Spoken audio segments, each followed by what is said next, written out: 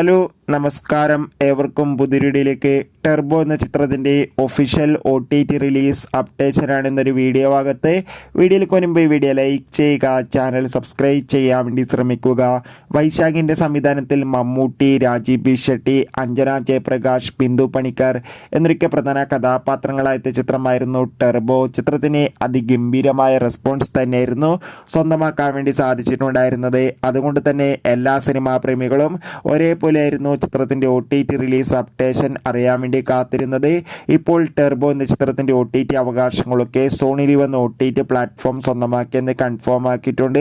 ഏവരുമേറെ ആകാംക്ഷയോടെയാണ് OTT റിലീസിനായി കാത്തിരിക്കുന്നത്. ചിത്രം ഈ വരുന്ന ഓഗസ്റ്റ് മാസം 9-ാം തീയതി OTT റിലീസ് ചെയ്യുമെന്ന് കൺഫേം ആക്കിയിട്ടുണ്ട്. തമിഴ്, കന്നഡ, തെലുങ്ക്, മലയാളം, ഹിന്ദി തുടങ്ങിയ ഭാഷയിലും OTT റിലീസ് ചെയ്യുമെന്ന് കൺഫേം ആക്കിയിട്ടുണ്ട്. ടെർബോ എന്ന ചിത്രത്തിൻ്റെ OTT റിലീസിനായി നമുക്ക് കാത്തിരിക്കാം. ബൈ.